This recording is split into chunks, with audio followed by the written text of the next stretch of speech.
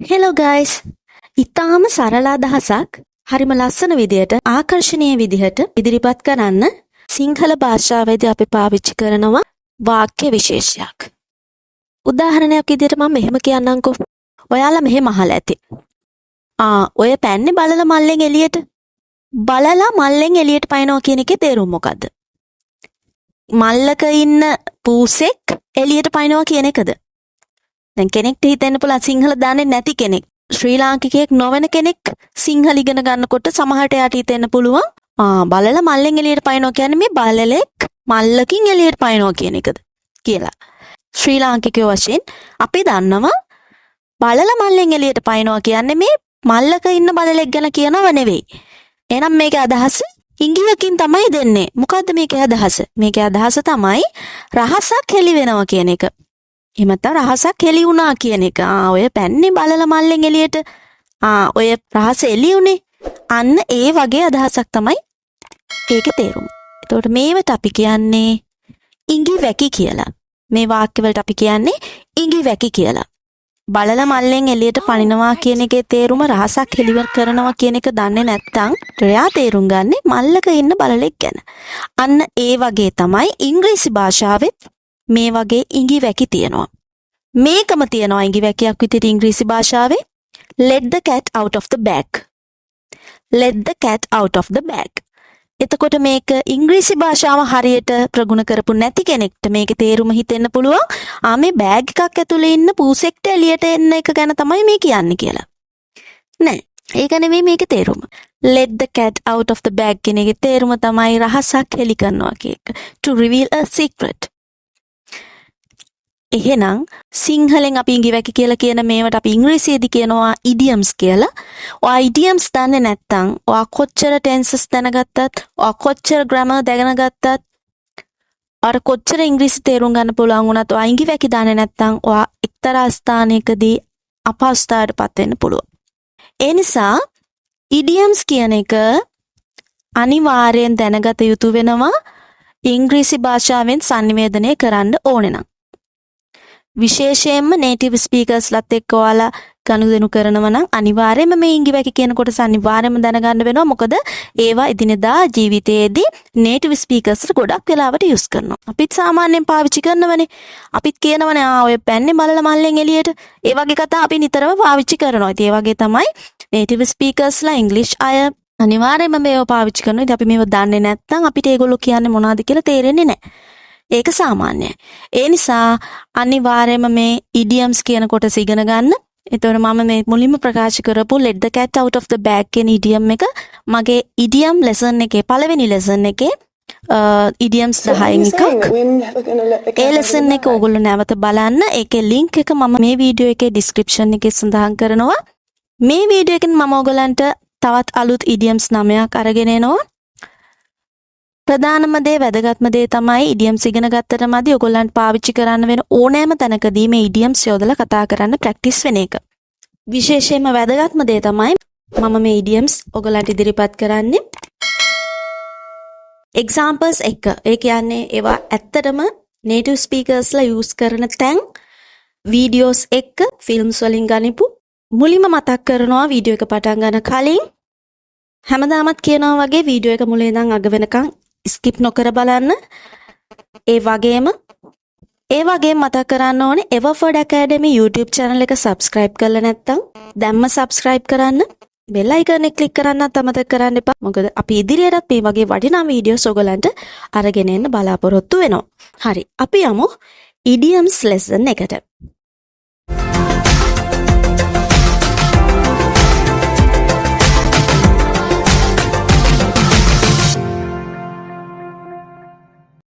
අපි මොකක් හරි දෙයක් හොඳටම නියමෙටම කරා කියලා කියන්න ඔයායක නියමෙටම කළා. එහෙම කියන්න සිංහලේදී අපි මේ විදිහට කියනවනේ. අපි ඉංග්‍රීසියෙන් කියන්නේ මේක you did a great job. you did a great job. ඒක තමයි ඒක සාමාන්‍ය ඉංග්‍රීසියෙන් කියන ක්‍රමය. you did a great job. ඔයා ඊම වැඩක් කළේ. ඔයා නියමෙට මේ වැඩේ කළා. ඒක මීට වඩා ලස්සන විදිහට මේ idiom එක පාවිච්චි කරලා කියන්න පුළුවන්. ඒ තමයි you killed it. you killed it. ඔයා ඒක නියමෙටම කළා. you killed it. බලන්නකො example video එක. My God, you killed it. You killed it. You killed it. දෙවැනි idiom එක තමයි අද lesson එකේ. අපි මොකක් හරි දෙයක් විශිෂ්ටයි. ඒක නම් විශිෂ්ටයි.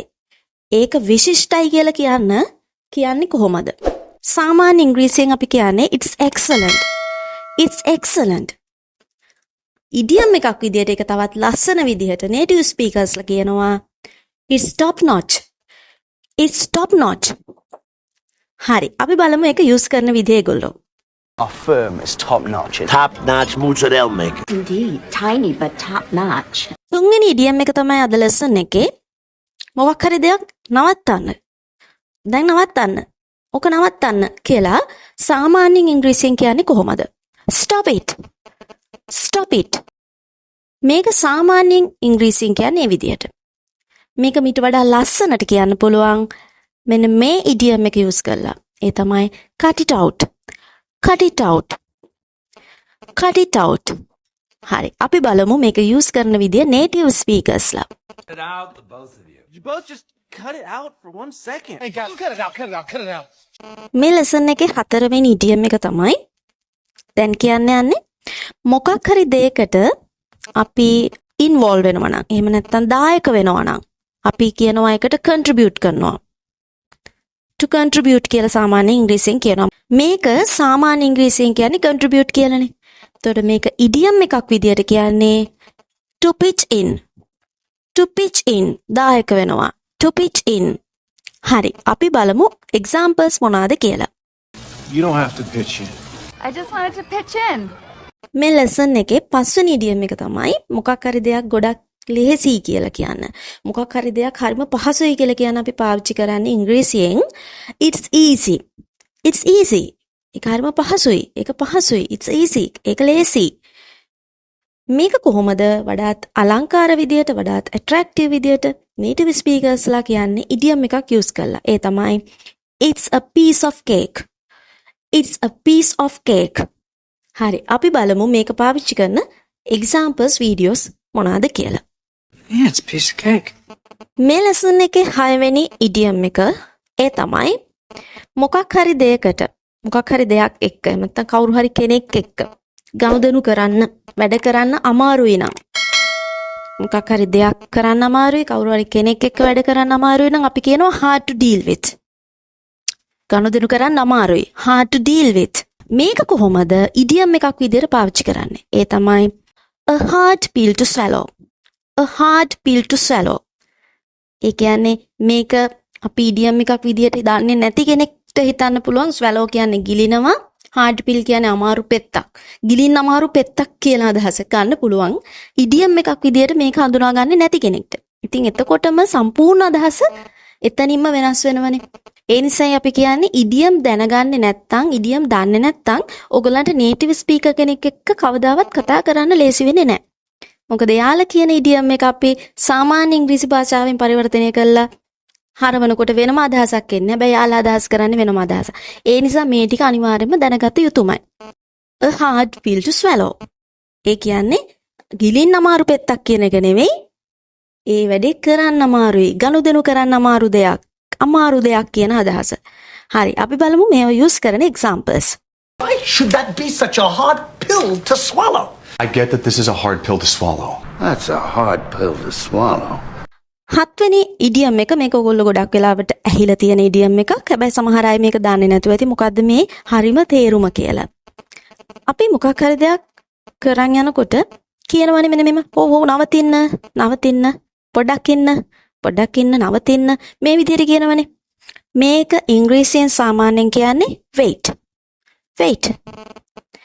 හැබැයි මේක native speakersලා හරි ලස්සනට කියනවා. ඔයගොල්ලෝ අහලත් ඇති. ඒ තමයි hold on please. එහෙම කියනවනේ. hold on කියන්නේ පොඩ්ඩක් ඉන්න, නවතින්න කියන එක. හරි. අපි බලමු මේක පාවිච්චි කරන examples මොනවාද කියලා. Can I see it? Just hold on for a few minutes. Can you hold on for a second? අටවෙනි idiom එක මේ lesson එකේ. මොකක් හරි දෙයක් සඳහන් කරන්න එපා. මොකක් හරි දෙයක් මෙතන කියන්න එපා. ඒක කියන්න එපා. එහෙම කොහොමද ඉංග්‍රීසියෙන් කියන්නේ? Don't mention it. ඒක සාමාන්‍ය සරල ඉංග්‍රීසියෙන් කියන්නේ don't mention it. හැබැයි native speaker කෙනෙක් කියන්න පුළුවන් ඔය කොයි විදිහට නෙමෙයි මෙන්න මේ විදිහට. ඒ තමයි don't bring it up. Don't bring it up. එතකොට idiom එකක් විදිහට දාන්නේ නැති කෙනෙක් මේක වැරදියට අනිවාර්යයෙන්ම තේරුම් ගන්න පුළුවන්. මේ කියන්නේ මොකක් හරි දෙයක් ගේන්න එපා කියන වගේ අදහසක් නෑ. ගේන්න එපා කියන අදහස නෙමෙයි. bring කිව්වට එතන ගේන්න කියන අදහස නෙමෙයි. don't bring it up කියන්නේ සඳහන් කරන්න එපා. ඒක කියන්න එපා මෙතන කියන අදහස. හරි අපි බලමු ඒක use කරන විදිහ. Bring it up to mom and dad. I don't bring it up again. I don't bring it up to pick at a wound. ඊළඟට 9 වෙනි idiom එක මේ lesson එකේ ඒක තමයි ඒක ලොකු ප්‍රශ්නයක් නෙවෙයි. ලොකු ප්‍රශ්නයක් නෙවෙයි කියලා සාමාන්‍ය ඉංග්‍රීසියෙන් කියන විදිහ දන්නවා ඔයගොල්ලෝ. ඒ තමයි not a big problem. Not a big problem. It's not a big problem. ඒක ලොකු ප්‍රශ්නයක් නෙවෙයි. native speaker කෙනෙක් එක්ක ඔයගොල්ලෝ කතා කරනකොට මෙන්න මේ විදිහට කියන්න පුළුවන් සමහර විට. ඒ තමයි no biggie. No biggie. no biggie කිව්ව ගමන් ඔයගොල්ලන්ට confuse වෙන්න දෙයක් නෑ. දැන් දන්නවා no biggie කියන්නේ not a big problem. ලොකු ප්‍රශ්නයක් නෙවෙයි කියන එක. no biggie කියන්නේ ලොකු ප්‍රශ්නයක් නෙවෙයි කියන එක. හරි අපි බලමු ඒක use කරන තැන් මොනවාද කියලා. No biggie. මෙන්න මේ විදිහට මේ lesson එකෙන් ඔයගොල්ලන්ට මම idioms තවත් 9ක් කියලා දෙන්නම්. කලින් වීඩියෝ එකේ idioms 10ක් තියෙනවා. දැන් ඔයගොල්ලන්ට idioms 19ක් example videos එක්කම native speakers පාවිච්චි කරන විදියත් එක්කම study කරන්න පුළුවන්. ඒ වගේම ඕගොල්ලෝ දන්න තවත් මේ වගේ idioms තියෙන්න පුළුවන්. ඉතින් ඔයගොල්ලෝ දන්න ඒවා මේ වීඩියෝ එකට පහලින් කමෙන්ට් එකක් විදියට දාන්න අමතක කරන්න එපා. ඒ වගේම ඔයාගේ යාළුවන්ට ඔයා දන්න කෙනාට මේ වීඩියෝ එක බලන්න ෂෙයා කරන්නත් අමතක කරන්න එපා. ඊළඟ වීඩියෝ එකෙන් හමු වෙනකන් ඔයගොල්ලෝ හැමෝටම ජයග්‍රාහී සුබ අනාගතයක්. See you again. Bye bye.